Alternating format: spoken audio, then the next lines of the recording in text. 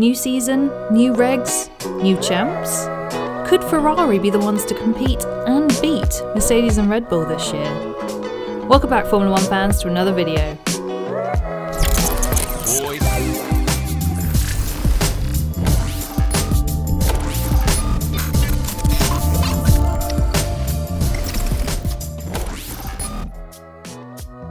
While you're here, help us out by hitting the like and subscribe buttons and ring that notification bell to be updated when we post new videos. It really does help us out.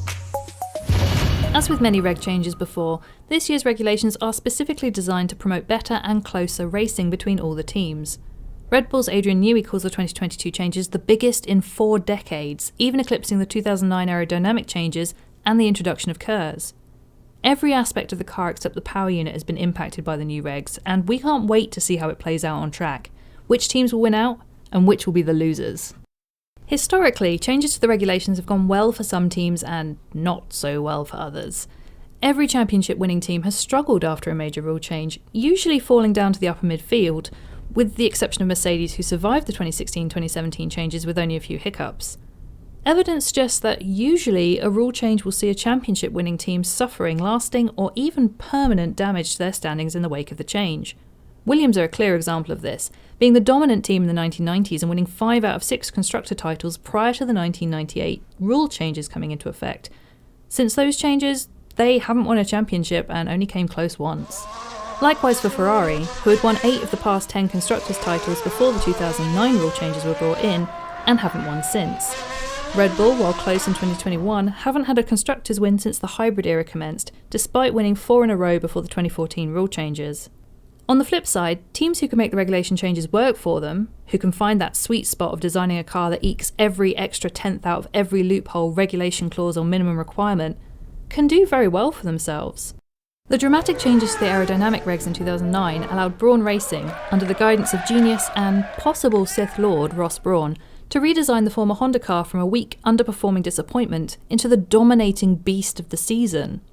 In 2011, Red Bull obeyed the letter, if not the spirit, of the reg changes banning double diffusers and exhaust-blown diffusers, and came up with what they called the cricket bat exhaust, and everyone else called the split diffuser. Basically, they reshaped their exhaust to get around the new rules, but still enjoy the benefits of the previously banned diffuser exhaust models. They used the wording of the rules to their advantage and had an amazing season as a result. And then of course you have the dominance of the Mercedes since the 2014 move to hybrid engines.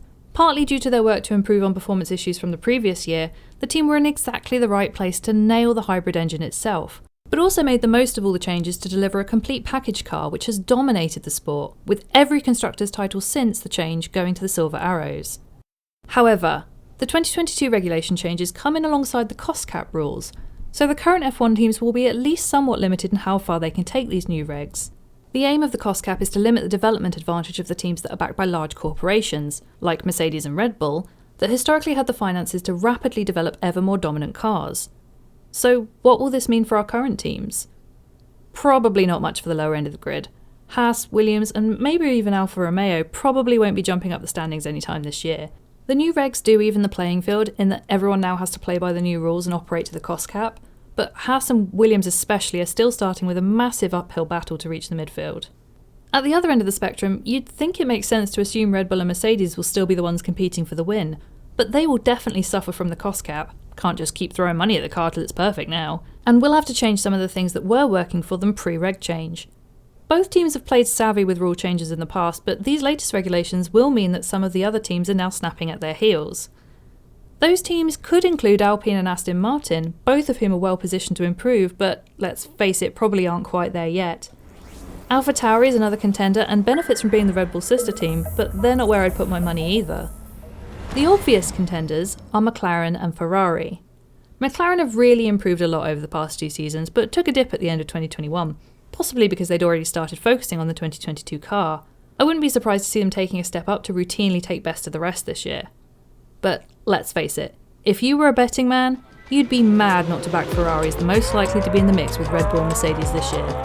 Their knockback over the past 2 seasons has had 2 excuses: the removal of their advanced fuel delivery system that had been deemed cheating in 2019, and a lacklustre performance from outgoing driver and champion of our hearts, Sebastian Vettel. But the last season has been a revival for the prancing horses, And the opportunity to revamp the car for the new regulations is likely to have been embraced by Ferrari's engineers. They've always managed to be innovative with their car designs, and after a couple of disappointing seasons, there's no doubt they'll be raring to find as much ability in their new spec as they can. Couple that with the fact they have possibly one of the best driver lineups on the grid this season, and they're certain to be getting podiums. Which Ferrari driver will be in the mix? That's harder to call. Both Charles and Carlos are extremely talented and determined young drivers, and they'll both be up there. Charles has shown to be a little less predictable, with a few messy crashes and DNFs blotting an otherwise very strong show of raw talent and speed. Carlos is just very even, determined, and maybe a little more technical in his driving approach. He gets on with it and sees a learning opportunity in every win and loss, and I really respect him for that. Plus, he's one half of my OTB, Carlando, so I can't not like the guy. Risotto. Risotto. No. That was perfect. Risotto. Risotto. It's so good. Risotto. I just said that. No. Risotto. R- Risotto. Risotto. Do a bit more like this and go. I'm missing the hand Yeah. action. Risotto. Risotto. Ah, we love it. They're so funny together. Anyway, back to Charles, Carlos and Ferrari. It's really hard to call who will get more podiums this year, but if we don't see either of them standing alongside, or even above, Max and Lewis this year, I will make a very sheepish video eating my words. But it won't happen, because Ferrari are my pick for most improved in 2022. What do you think, Formula 1 fans?